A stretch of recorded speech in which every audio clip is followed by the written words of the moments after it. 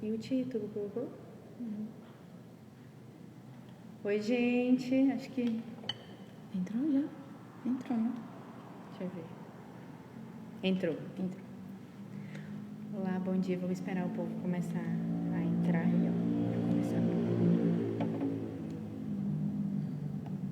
Samuel, Aninha. O pessoal tá começando a entrar. Bom dia, bom dia. Bom dia, bom dia. Fabi, Belinha, sejam bem-vindos.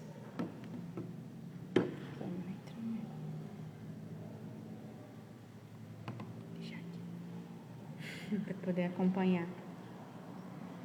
Douglas.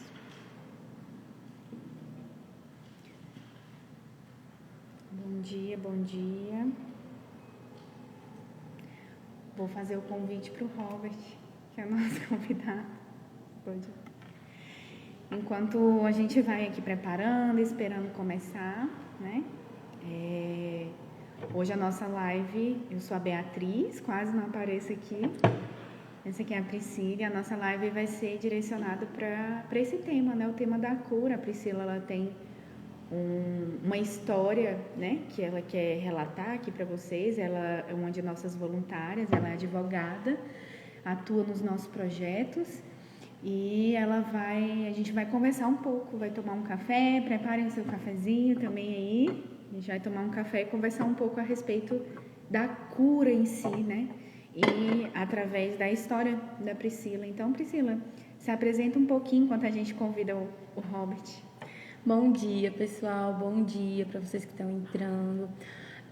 Eu me chamo Priscila Maciel, eu sou advogada.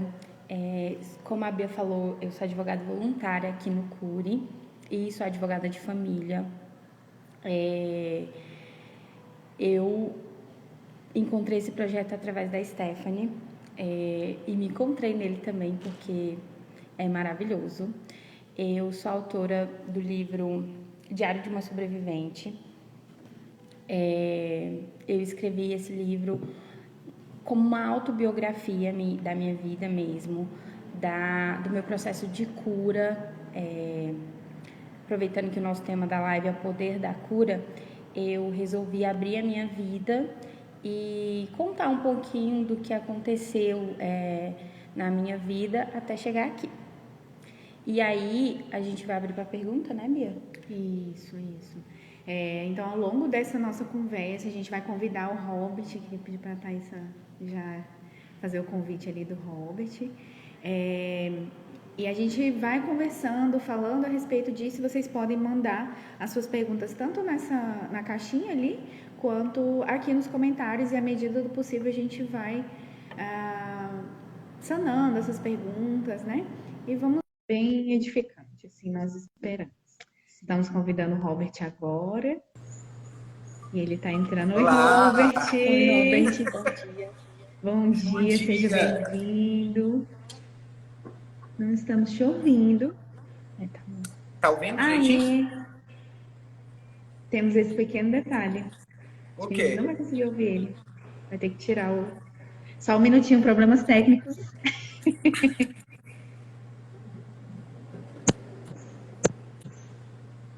Veja se você consegue nos ouvir, tá? Eu tô ouvindo bem. Então, perfeito. Tem o microfone. A gente estava se apresentando aqui, né, falando sobre o objetivo de encontrar uma conversa para falar a respeito da cura e para a Priscila trazer um pouco da história dela, né, de violência, de abuso, e a gente conversar a respeito dessa questão de cura.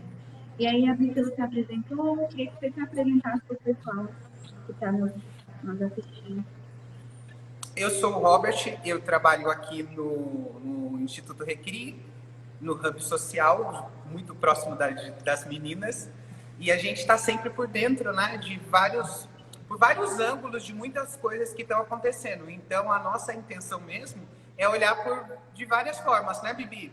Poder olhar para a Beatriz como o ponto de vista da psicologia, o ponto de vista do direito, o ponto de vista teológico, e tentar encontrar as respostas para o ser humano completo, né? A gente tentar enxergar todas as camadas dele, porque em todas as camadas a gente precisa chegar na cura. E a gente só vai chegar nesse lugar, né? A gente só vai conseguir quando a gente entender aonde está, quem é capaz de fazer com que a cura seja completa da mágoa, dos rancores, do perdão liberado, né? Porque são coisas essenciais para poder lidar com o que aconteceu. Então, eu estou aqui, vou fazer bastante perguntas, tá, Priscila? Estou aqui pronto para fazer perguntas também, tá? Tá bom. Sim, a ideia é a gente conversar um pouco a respeito dessa cura e o bom é que o perfil do nosso Vitórias, ele abre um espaço muito bom para a gente falar tanto do aspecto teológico, né, de todas essas questões. Então, vamos começar, né?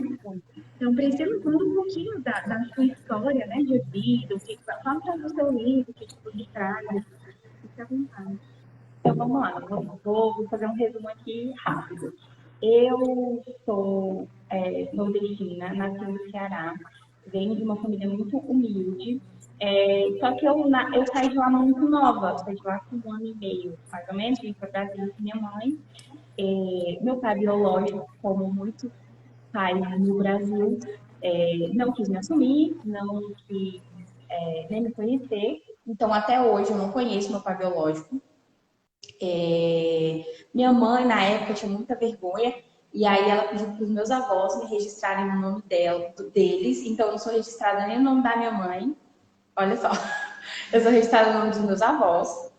Então, minha mãe tinha muita vergonha, porque foi engravidou muito nova, não tinha um pai para assumir, e aí nesse contexto, era uma cidade muito pequena no Nordeste, não tinha oportunidade para nada. Minha mãe vem para Brasília para morar na casa de uma tia. E aqui ela encontra o meu padrasto, que é uma pessoa muito especial para mim, que eu chamo ele de pai, eu tenho ele como pai. E com ele, minha mãe teve minhas 2 irmãs. E nesse contexto aí, eu encontro a minha família. Minha família é basicamente formada nesse contexto. E meu pai sempre foi muito empenhado em cuidar da gente, dando o básico. Nunca foi amoroso, porque ele foi criado na roça, ele nunca teve muito essa questão do amor. Entre os meus 5 anos de idade e os meus 11 anos de idade, eu sofri abuso sexual. E aí que tá, porque eu não sabia como falar na época, né? E eu acho que até hoje eu não sei muito bem falar com a minha família, porque a minha família, ela é aquela família que não vamos falar sobre o problema, vamos deixar o problema de lado. Eu não sei se as pessoas vão se identificar, mas a minha família é assim, não vamos falar sobre o problema, é muito doloroso, é muito pesado. Então, aí nesse contexto eu sofro abuso sexual até os meus 10, 11 anos de idade, mais ou menos. Entro na adolescência e é uma fase muito ruim na minha vida, a adolescência, porque eu sofri muito com ansiedade e depressão e eu não sabia identificar o que era isso. E aí eu começo a ir muito no hospital com gastrite, com tudo, e todos os médicos falavam pra minha mãe, é psicológico. Aí ela falava, não, isso é besteira, é frescura, apanhar melhora. Então, até os 17, 18 anos, eu não sabia muito bem lidar com isso. Aí eu casei aos 19 anos, engravidei, casei. Eu tô casada até hoje, eu sou casada há 11 anos com o Thiago. Tive 2 filhos, um de 10 e uma menina de 3. E essa minha família, meu marido, meus filhos, me dão um novo sentido para minha vida, E meu marido começa a perceber que eu preciso de ajuda. E aí ele fala assim, não, vamos juntos procurar um psicólogo para você. Então, nesse contexto, eu começo a fazer terapia e começo a ressignificar minha história. Agradeço muito, inclusive, a minha psicóloga, que me ajudou muito. E aí, nesse ponto, eu falo para vocês, independente da idade, procurar ajuda, né? Eu precisei demorar tanto, mais de 20 anos, para poder reconhecer o meu problema como que eu precisava de ajuda e ressignificar minha história foi muito importante. Na capa do livro eu coloco o Diário de uma Sobrevivente porque eu consegui sobreviver e nem sempre pessoas que passam pelo que eu passei, o abandono paterno, que sim, muda, abuso sexual, ansiedade, depressão, muitas pessoas não sobrevivem, infelizmente. Então eu coloquei como Diário de uma Sobrevivente e coloquei também como eu superei. Superar, no dicionário, eu vi que significa vencer, superar algo, vencer algo. E então eu quis mostrar para as pessoas como eu venci aquilo e como a fé me ajudou. Porque também ao longo disso eu sempre tive muita fé em Deus. Por exemplo, às vezes que eu pensei em tirar minha vida porque eu queria acabar com aquela dor de imaginar abandono, abuso e tudo, eu pensava muito em Deus e eu sempre fui muito apegada à minha fé. Apesar de eu não ter sido criada na igreja, a minha avó materna solidificou minha fé porque ela de vez em quando me levava para a igreja, meus pais não. E aí minha avó solidificou bem a minha fé. E esse é o ponto central do meu livro. Como a fé me ajudou a aguentar, por exemplo, até eu chegar na terapia. Porque foi basicamente a fé, não tinha outra coisa para eu me ajudar, não tinha medicação, não tinha desabafo, não tinha nada. Então eu atribuo muito da minha cura à minha fé. E você frequentava a instituição religiosa, tanto na sua infância quanto na adolescência, vida adulta? Como é que era essa relação com a instituição religiosa, que a gente costuma falar que é a igreja em si, né? A igreja em si. Então, minha avó me levava para a igreja, né? Ela era uma pessoa muito religiosa, até hoje eu acho que ela é muito religiosa ainda. E aí eu não entendia muito bem muita coisa, né, da instituição, mas eu aprendi muito da minha fé em Deus. Eu conseguia me identificar, criar alguma identidade ali, pensando, poxa, eu fui abandonada, eu fui abusada, mas eu acho que Deus me ama. Deve ter alguma coisa, deve ter algum propósito. Para alguma coisa isso vai servir. Eu não sei porquê, não sei como. Então, de alguma maneira, as poucas vezes que eu ia, tanto na adolescência quanto na infância, era muito pouco mesmo, eu me encontrava ali, eu sempre me encontrei. Não na instituição religiosa, mas com Deus. Mas é evidente que através da instituição religiosa eu encontrei Deus, isso é um fato. Bibi, o que eu acho interessante no que ela está falando, porque mostra um recorte muito específico cultural brasileiro, que infelizmente, né, a gente tem o recorte do abuso, que acontece assim de forma descarada, né? Gente, infelizmente, muitas meninas e muitos meninos sofrem essa realidade, ao mesmo tempo que a fé aparece, né? Porque alguma igrejinha perto, alguma coisa, essa criança fica curiosa, vai ali participar, vai ali ver, tá na adolescência, participa. Então, quando a gente chega no brasileiro para pensar, a nossa cultura, a maioria passou por essa realidade. Então, são duas coisas que estão ali, né? Ao mesmo tempo é a dor, o sofrimento do abuso, de tudo aquilo que aconteceu, e parece que é um acalento Deus dizendo, ó, eu tô aqui, eu não deixei você, eu tô cuidando de você. Então, as duas realidades que se encontram mesmo demonstrando isso. E a gente pode ver que a maioria passa esse tempo de criança, adolescente. Alguns na adolescência saem, mas isso fica cravado no coração. Acaba fazendo toda a diferença mesmo e trazendo essas duas realidades pra gente pensar, né? É o que tem acontecido muito. Sim. Teve algum período assim na sua vida que você, por ter esse relacionamento com Deus e com a igreja, e através da sua fé de pensar assim, cara, Deus é soberano, e aí? Né, diante desses abusos, você chegou a pensar sobre isso? Porque no consultório, inclusive aqui, né, nos nossos projetos, as pessoas que têm essa fé, professam, a fé, elas trazem esse conflito, passam em algum momento. Você já passou por isso? Me explica como é que foi, se sim, né? Sim, eu passei por esse conflito. Eu passei por esse conflito, eu acho que eu deveria ter uns 15 para 16 anos. Inclusive, esse conflito gerou coisas drásticas, assim, porque eu ficava exatamente pensando nisso que você falou, né? Era um conflito muito grande, porque eu pensava, Deus me ama, eu vou para a igreja, escuto tanta coisa sobre a grandiosidade de Deus, como ele me fez, como ele criou, mas ele me criou para isso. Por quê? Por que aconteceu isso? Diante disso, eu ficava remoendo, era uma insônia, assim, porque eu ficava pensando, pensando, pensando. E eu tinha muita insônia. E aí eu passava a noite, madrugada, pensando. E durante a manhã eu queria só dormir, dormir, dormir, dormir. E nisso eu tive centenas de faltas no primeiro ano, que eu acho que era no primeiro ano do ensino médio. E isso acabou assim com a minha vida escolar. Acabou com a minha vida escolar. Eu estava numa crise de identidade muito forte, porque eu estava muito perdida e eu me encontrava assim, perdida, num conflito muito grande.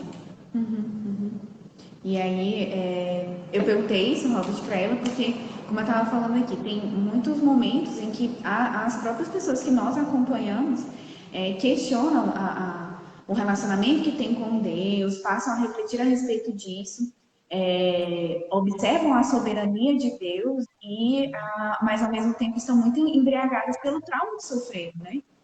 Abuso na infância é extremamente impacta muito, causa muito dano, né, na vida da pessoa.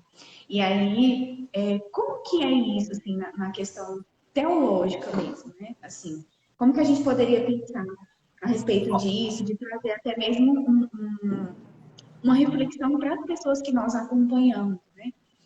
A respeito do trauma em si e da soberania de Deus. Ó, o que acontece normalmente é assim, a pessoa ela sofre o impacto do trauma, né? E isso ele vai reverberar de várias formas. Então, às vezes, a pessoa, ainda que ela se fecha, ou ela se abre demais, cada pessoa vai responder de uma forma. Ou uma pessoa ela se retrai e cria a versão completa, ou outra pessoa, ao contrário, acha que isso é uma demonstração de amor e vai buscando sempre isso. O que nós precisamos pensar é que existe um responsável inicial. Alguém que cometeu um abuso é um responsável. Mas depois, o que nós fazemos a partir disso, o quanto que nós vamos responder a partir do pecado que foi gerado, né, dentro do nosso coração. Porque aqui, ira, ódio, rancor, a mágoa, tudo isso que vai gerando tantas outras coisas e vai fazendo com que aqui a gente se torne diante de Deus também pecador. Não tem como a gente fugir do quanto isso reflete também na nossa natureza. Por isso que a nossa natureza ela precisa ser observada. Porque o que eu faço a partir disso tudo? A gente entende que a dor é enorme, né? Mas a gente vai olhando e vai chegando num ponto que a gente tem que dizer, a dor é grande, mas o perdão ele precisa ser maior. Ele precisa ser tão escandaloso quanto aquilo que te fez mal, quanto aquilo que te magoou. Mas às vezes eu vejo na questão das mulheres, elas se fecham muito, né? O que você está dizendo, os resultados depois disso vão sendo ruins na escola, na vida, tal, porque você está dentro com aquela dor tão enjaulada dentro de você, que quase parece que ela é parte da sua identidade, da sua personalidade. Eu sou isso. E é o contrário, não, você não é isso. E Deus traz justamente para a gente esse ponto. Não, você não é isso. Você não é as suas dores. As suas dores existem, o sofrimento existe, tudo isso aconteceu. Mas você vai além disso. E eu quero mostrar que além disso eu estou aqui como um pai que te ama, pronto a mostrar para você quem você é de verdade. A sua identidade, a sua plenitude, né? Quem você é além das suas dores. E aí, por isso que quando a gente mais trata as dores, eu vou dar um exemplo para vocês, que eu acho que fica bem didático. Eu estava numa igreja, ministrando e falando sobre abuso sexual. Quando terminou o culto, o pastor chegou em mim e falou, Robert, tem um irmão lá no fundo.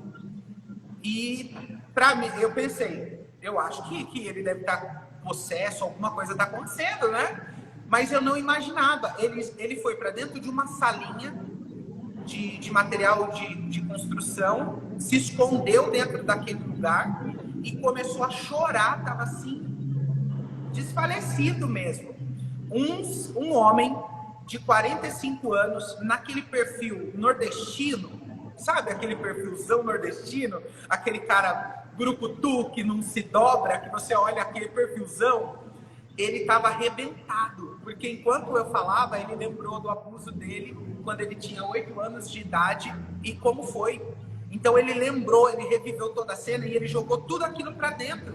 Ele virou uma pessoa irada, rancoroso, ele brigava muito, o casamento estava acabado por conta disso, por conta de como o temperamento dele se desenvolveu, o que aquilo fez com ele. E naquele momento ele enxergou que era a hora de colocar um basta. Por isso que ele chorou muito, porque ele voltou lá, mas ele viu que naquele dia era o dia do basta. Imagina, 8 anos, 45 anos, ele viveu quase 40 anos essa realidade.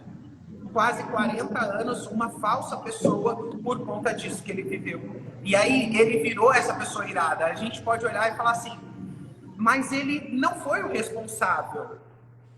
Mas depois disso que ele fez, torna-o responsável, porque daí agora ele está assumindo a consequência de tudo isso, que é justamente perder os filhos, perdendo a esposa, porque ele precisava tratar isso que o abuso gerou nele e que ele acabou alimentando. Você falando me lembra muito da nossa postura aqui enquanto profissionais que atendem e acompanham essas pessoas que sofreram abusos na infância, por exemplo, né? A gente tem uma postura muito de protagonismo, de autonomia. E aí, quando eu fiz essa pergunta e você veio para esse lugar, eu achei ótimo, que é um lugar de, tá, aconteceu o abuso, aconteceu a violação, o trauma está aí, e o que você vai fazer com isso?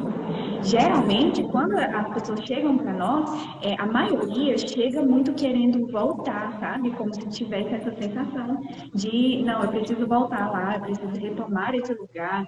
E se eu tivesse feito diferente? Ou então se culpa. E sempre tem essa iniciativa de tentar voltar. E aí a gente passa, a gente volta com essa pessoa para até acolher, entender esse trauma, mas não para aí. Aí tá, e agora? Tornou consciente, né? Igual esse rapaz aí. Tornou consciente. Agora você tem uma responsabilidade, você ultrapassou a culpa e tem uma responsabilidade do que você vai fazer com isso e minimizar esses impactos, né? Porque, querendo ou não, vai interferir nos filhos, vai interferir nas gerações, as pessoas que você se relaciona e em você mesmo. Verdade mesmo, assim, por exemplo, os primeiros anos do meu casamento foram terríveis, porque eu não falava, acontecia isso que você falou, eu sempre aprendi, como eu falei, que a família, o contexto da família era, não vamos falar sobre o problema. Por exemplo, meu avô abusou das minhas tias sexualmente, ninguém queria falar sobre o problema. Aconteceu alguma coisa na família, ninguém queria falar sobre o problema. Quando eu caso, eu encontro uma pessoa que falava tudo, meu marido fala tudo, a família dele totalmente conversa, comunicativa, e eu não. E eu na minha concha. Então começa a ter atrito e problema, e ele fala, não, agora você precisa de ajuda. Você precisa entender que você precisa falar. E eu falava, não, eu não preciso falar. Eu não preciso falar. Eu fui criada assim, eu fui criada a menina quietinha, caladinha, que não fala. E tá tudo bem. Mas foi muito difícil até eu entender que eu precisava falar, que eu precisava sair do lugar de culpa, porque eu me culpava muito e culpava todo mundo à minha volta. Eu culpava. Esse lugar de culpa, ele prende a gente, ele prende, porque é culpa dos dois lados. Eu me sentia culpada, então eu achava que tudo que tinha acontecido comigo eu era culpada e culpava também os outros. Eu culpava o meu pai biológico, eu culpava o abusador, eu culpava minha mãe, eu culpava todo mundo, eu culpava. Todo mundo tinha algum lugar de culpa. Então, quando eu aprendi a sair do lugar de culpa, eu entendi, não, eu era uma criança. Não foi culpa minha. E eu comecei também a fazer exercício na minha cabeça de eu imagino que o meu abusador também foi abusado. Eu imagino que o meu pai me abandonou porque alguma coisa aconteceu e eu comecei a ressignificar isso pensando. Se o meu pai não tivesse me abandonado, eu não teria vindo para Brasília, eu não teria conhecido o amor da minha vida, eu não teria a minha família que eu tenho hoje. Então eu comecei a fazer esse exercício para encontrar propósito e sair do lugar de culpa. E isso não teria sido também nada eficaz se eu não tivesse o perdão. Se não tivesse o perdão. Como é que o perdão, a gente falar sobre o perdão, até mesmo dentro de, quando a pessoa traz dentro do consultório, é algo extremamente denso, assim, sabe?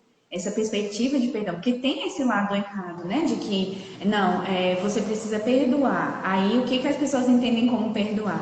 É conviver com essa pessoa, é ficar aqui tomando um chazinho e tudo. E perdão, biblicamente, né? É o que, assim? Ó, quando a gente pensa o perdão, normalmente a gente acha que ele está no campo do sentimento. É algo que você sente que faz com que você se mova em torno daquele sentimento. De que, não sinto mais nada. E não é isso. O perdão é uma decisão por você liberar outra pessoa. Porque quando a gente pensa no perdão, a falta de perdão é aquela brasa que queima só a pessoa que não liberou o perdão mesmo. Porque o outro não está sentindo isso. O outro não está vivendo isso e você acaba se tornando essa pessoa que guardou isso dentro de você, porque eu não vou liberar, contando que você acredita que precisa sentir. Não, aí na fé a gente entende que não. A gente entende que eu preciso. Quando Jesus mostra, né? Que o juiz vai ali e chama o devedor, o credor, e aí ele chega, o credor, e fala com ele: olha, mas eu devo muito, me perdoa das minhas dívidas, e ele acaba perdoando ali, né, o credor.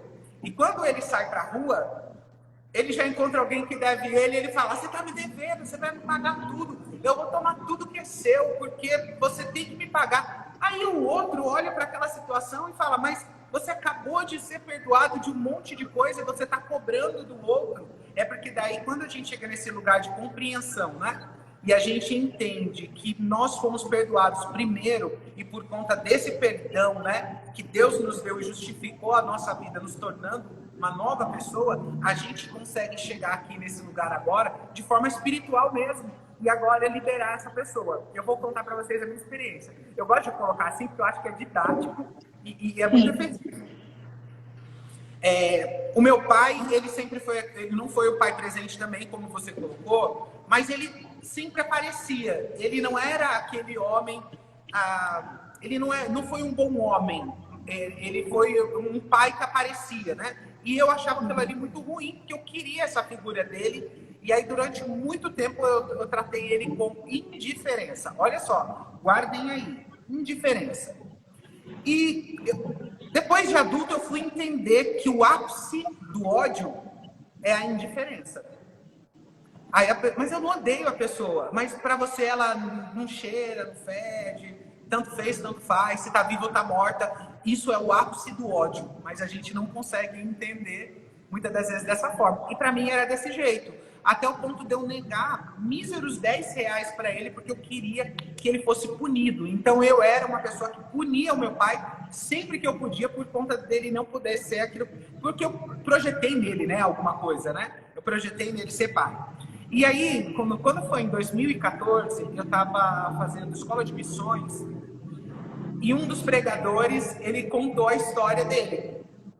Eles estavam indo para o culto, ele e a esposa, foram adorar a Deus. Na volta do culto, 2 homens armados param para roubar os dois, e os dois não tinham recurso financeiro, levam os dois para um terreno baldio, violenta a esposa na frente dele, abusa dela na frente dele, e essa mulher viva, que todos os dias ia no portão esperar ele chegar, com todo aquele sorriso, murchou. E como esse homem, depois de viver essa experiência, ele foi levado ao perdão. Enquanto ele falava isso, Deus me fez olhar para a minha realidade e olhar para aquilo que eu não liberava o perdão para o meu pai, por algo que era tão pequeno, mas estava ali dentro. Eu gritei no meio de todo mundo enquanto ele falava. Não só eu, várias pessoas começaram a gritar, porque a gente foi liberando, olhando o quanto que para ele aquilo ali foi muito complicado. E ele liberou o perdão, né? Ele liberou, assim, e aquilo ali foi trazendo cura. Então ele sempre tocava nesses pontos, mostrando o quanto que a experiência dele doeu, mas aí a gente olhava para a nossa experiência e talvez a gente deixava a nossa um pouco mais pequena, deixava, né, menorzinha, né? E ali eu liberei o perdão e depois disso a minha vida se tornou outra realidade, né? Porque quando eu falo do meu pai como pai, ele é pai, e como pai eu devo honrar, eu faço isso. Agora como homem, para mim ele é um fracasso. Mas eu posso analisar a hombridade dele e ver que é uma hombridade frágil, fraca. Quanto pai, para mim ele é meu pai, sendo como ele é, com os defeitos que ele tem, com as qualidades que ele tem, com a personalidade que ele tem, ele é o meu pai. Então eu consegui amar e consegui entender e fazer essa separação meio que didática aqui, né? Entre como ele vive a hombridade dele e como pai. E para mim foi muito, muito satisfatório, porque daí eu cheguei no perdão e sem sentimento, porque não tinha sentimento, era o momento mesmo de liberar, era o momento de eu dizer, não, eu não vou carregar isso pro resto da minha vida e eu vou viver em paz com os meus sentimentos. E graças a Deus, eu nunca fui, só foi com ele, de resto, eu nunca fui uma pessoa de guardar, porque eu sou espontâneo, então já jogo para fora logo, não quero ficar guardando nada dentro de mim que possa me fazer mal. Faço até uma brincadeira. Se não guardo dinheiro, vou guardar rancor. Quer dizer, desafiador. E essa alusão ao perdão, né, que você está trazendo é preciosíssima demais.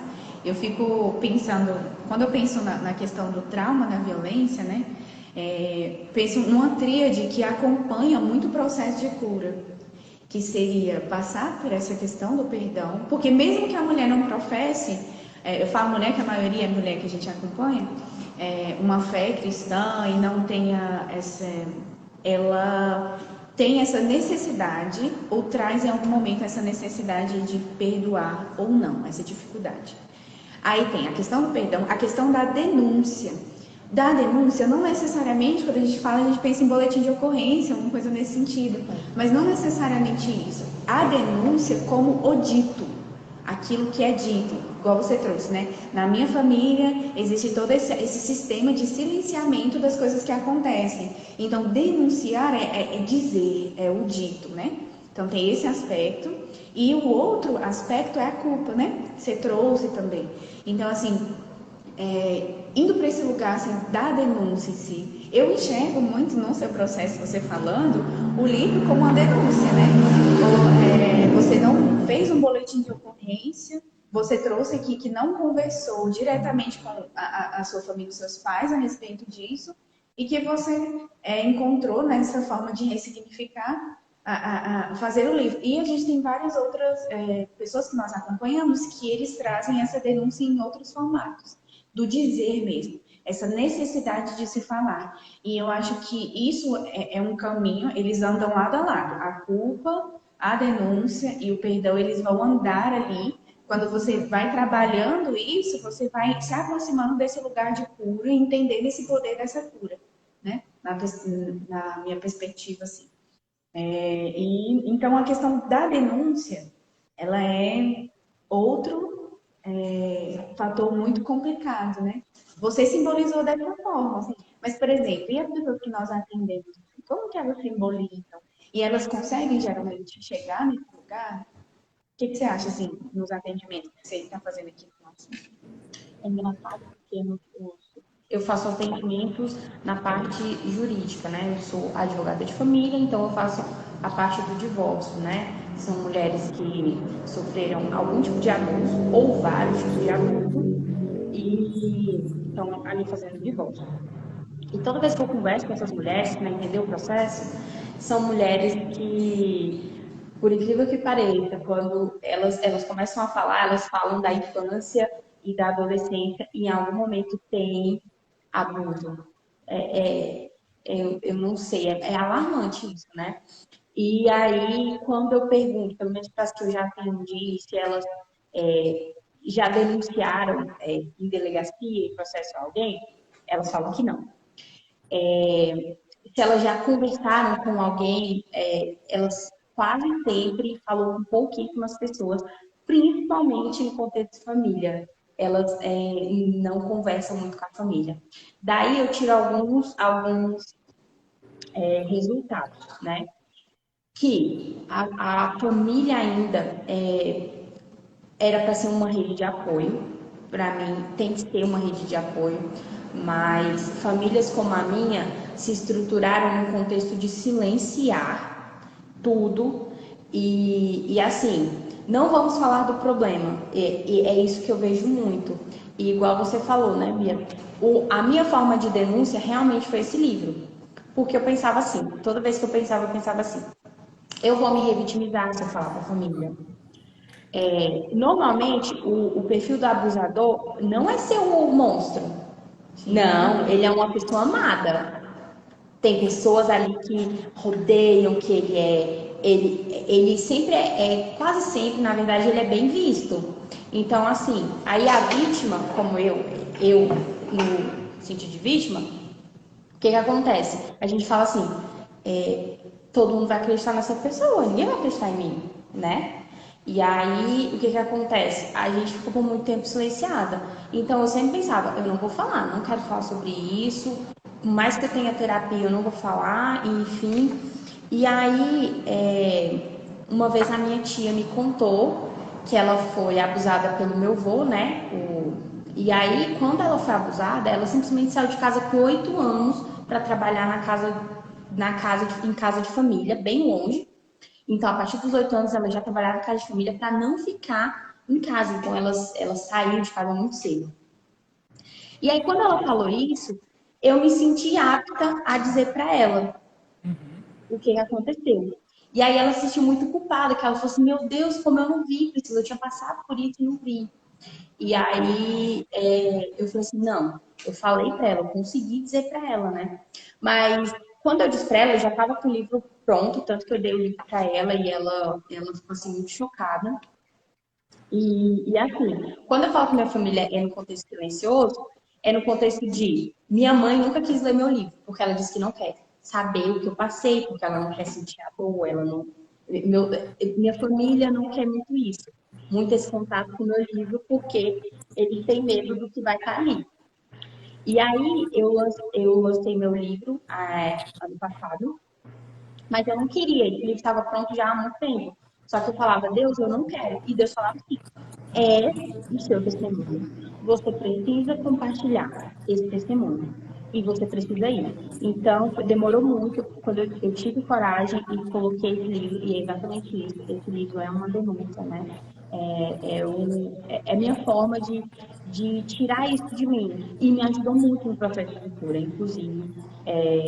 Escrever tudo isso me ajudou assim, muito.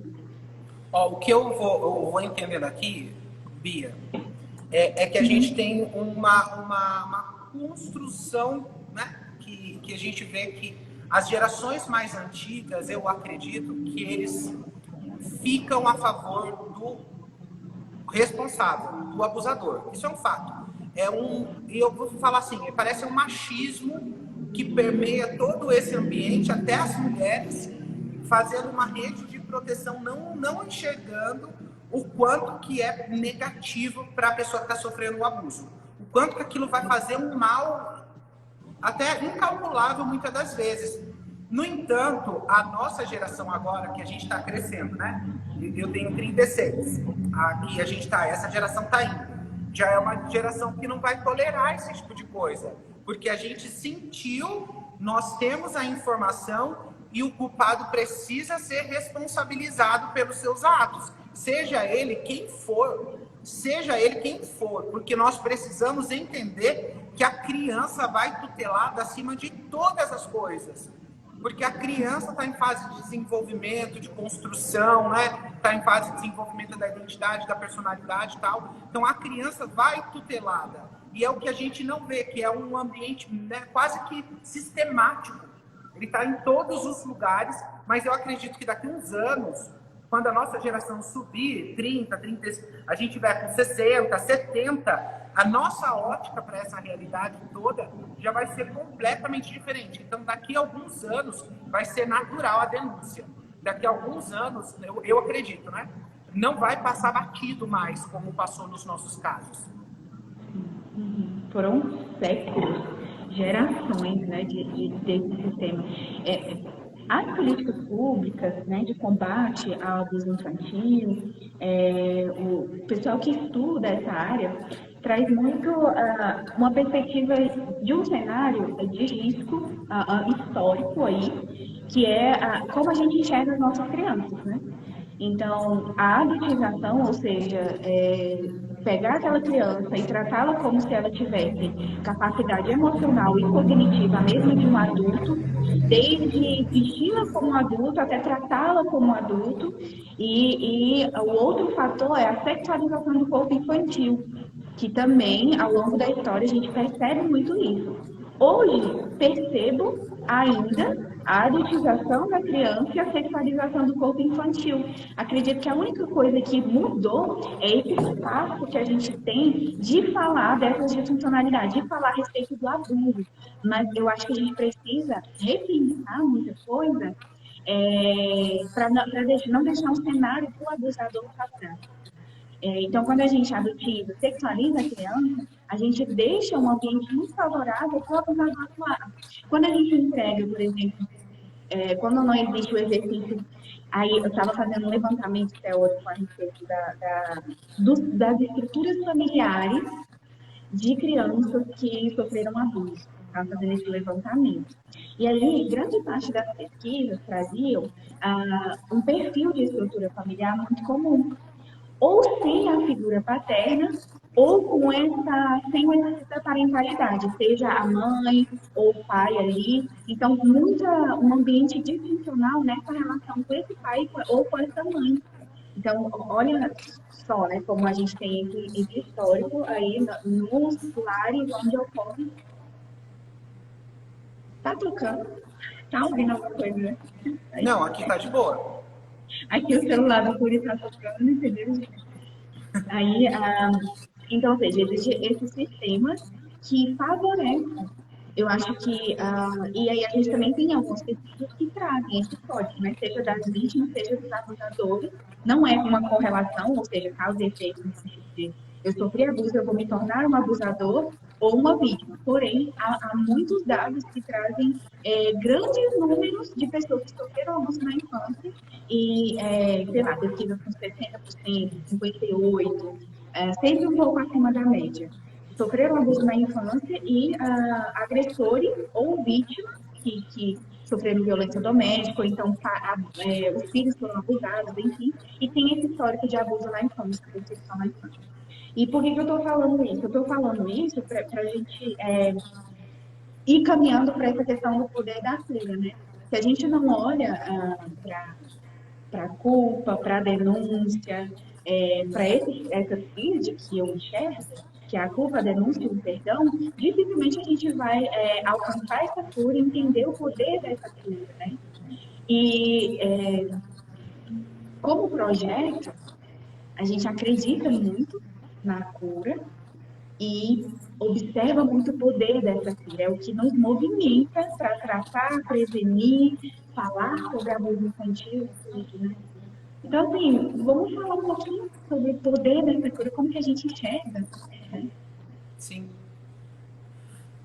Ó, eu entendo, né, que quando a nossa forma de enxergar o mundo, ela é alterada, então agora nós temos uma nova perspectiva de enxergar todas as coisas, né? Aí quando a cura vem, ela vem trazendo justamente para você agora uma nova perspectiva. Até agora eu não enxergava desse jeito, mas agora nesse momento é o momento que literalmente eu vou pensar em mim. E eu acho tão bonito quando eu estava ouvindo a Priscila falar, sabe por quê, Priscila? Que eu faço 2 recortes aqui. Do abusador e faço do seu esposo. O quanto que o seu esposo entrou e fez total diferença. O quanto que ele entrou se posicionando nesse lugar do homem, do Boaz. Aquele que viu ali a necessidade de Ruth, e eu vou me colocar nesse lugar e eu vou fazer com que Ruth tenha onde morar, ou ser cuidada, ser amada e ser respeitada como mulher, ser tratada, ser cuidada. E isso aqui é uma característica. Enquanto o feminismo radical, né, ele vem dizendo que todos os homens são eles são patriarcal, que eles são opressores e tal, a gente vê que não. Existem homens que sabem fazer a sua posição e quando eles fazem, tudo faz a diferença. Então é uma característica muito grande na sua cura, eu vejo. Porque é como se ele fosse mesmo uma pessoa que veio auxiliar você nesse seu processo. E aqui uma coisa, no processo de cura, sempre virão pessoas para nos auxiliar.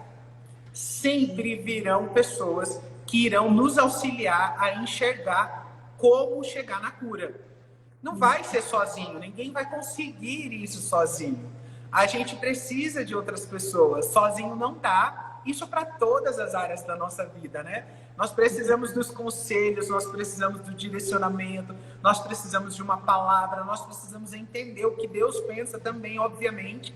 Só assim a gente vai conseguir entender que nós não venceremos só.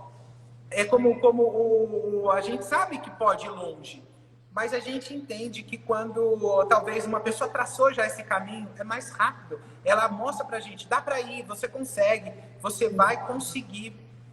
E aí a gente encontra essa força. Então você demonstra isso. Seu marido chegou, você encontrou pessoas, encontrou a terapia, encontrou a fé, entrou tudo isso para fazer você quem você é hoje. Essa mulher sobrevivente, né? Eu sou uma sobrevivente.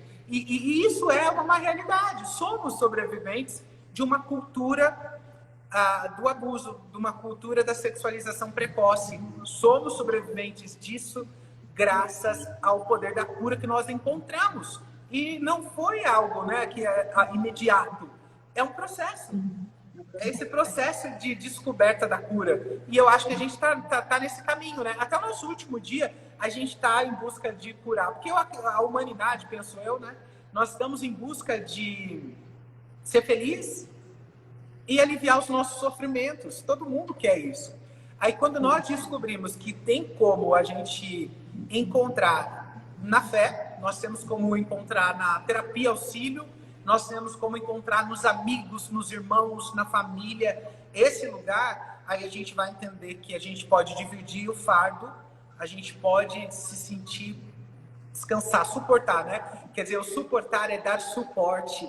E quando a gente entende que tem alguém que a gente consegue colocar o ombro e apoiar e caminhar mais um pouco, aí a gente entende o sentido de comunidade, de vida, de unidade.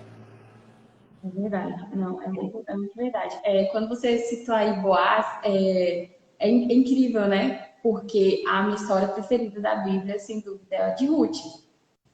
E porque, assim, o começo não é o começo, ela começa no fim ali. Tudo acontece, né? Eu me identifico muito.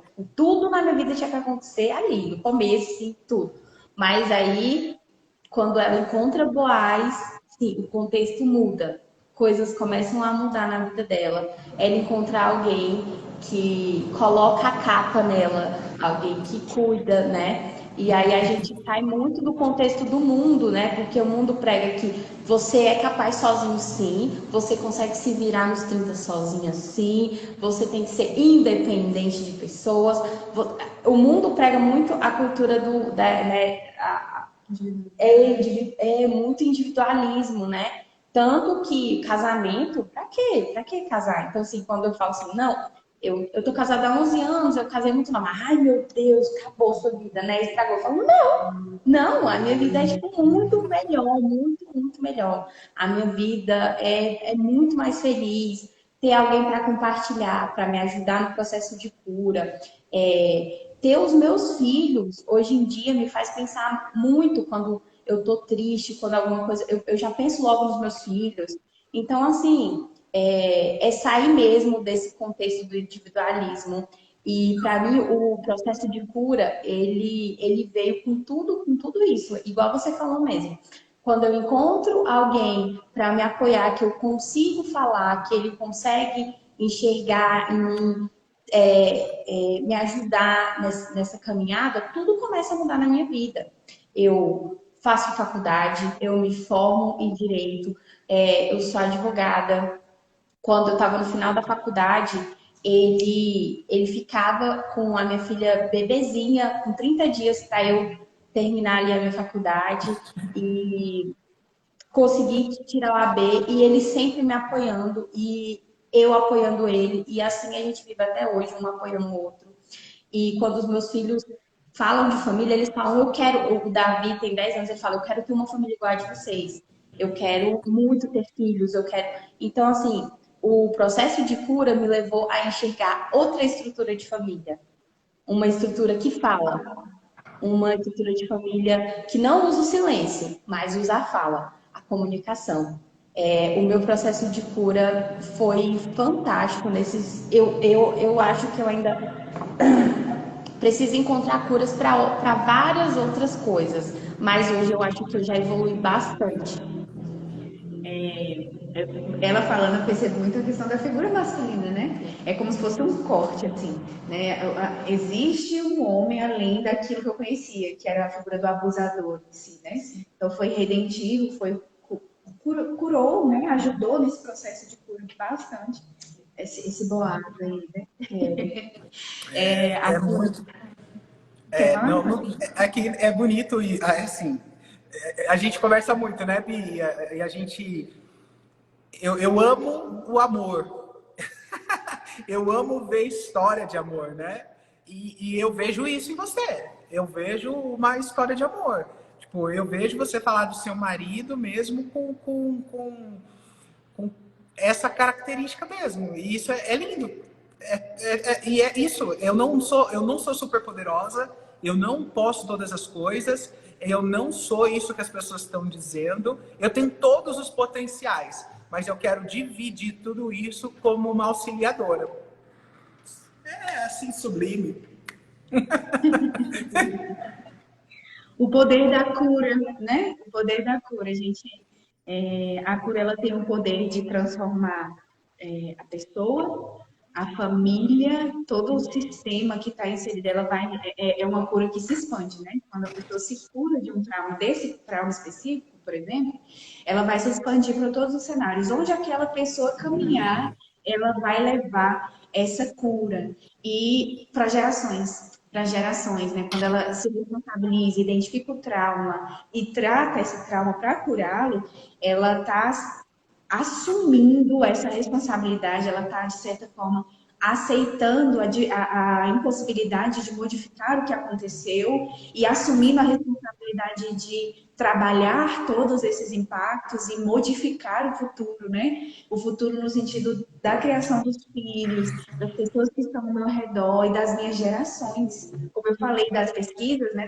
Das gerações que vão ser impactadas por essa ferida ou por essa cura. Então, olha só que poderoso, né? Amei, sabia?